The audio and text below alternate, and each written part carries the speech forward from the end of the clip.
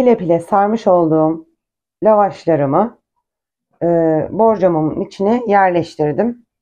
Bir paket lavaş gitti. Şimdi sucuklarımızı içine uygun bir şekilde yerleştiriyoruz.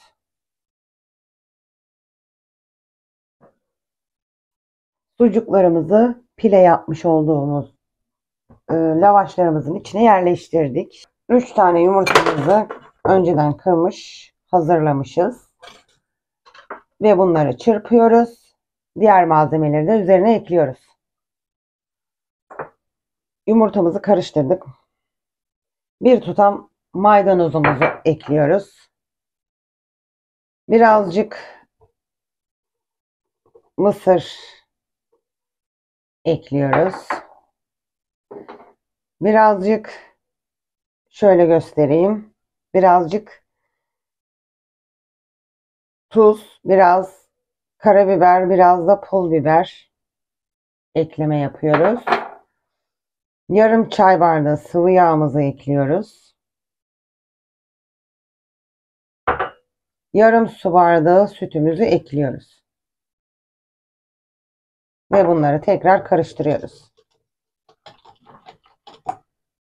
Hazırlamış olduğumuz sosu güzelce karıştırdık. Bütün malzemeleri bir araya getirip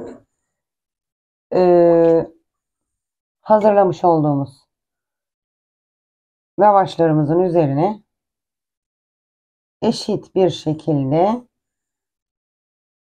hazırladığımız sosu döküyoruz. Kaşarlarımızı rendelediğimiz üzerlerine eşit bir miktarda yerleştiriyoruz.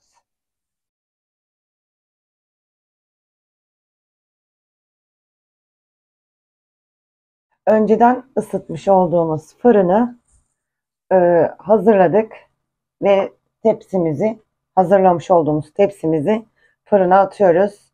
Kontrollü bir şekilde pişirelim. Fırınımızdan aldık. Şimdi servise hazır.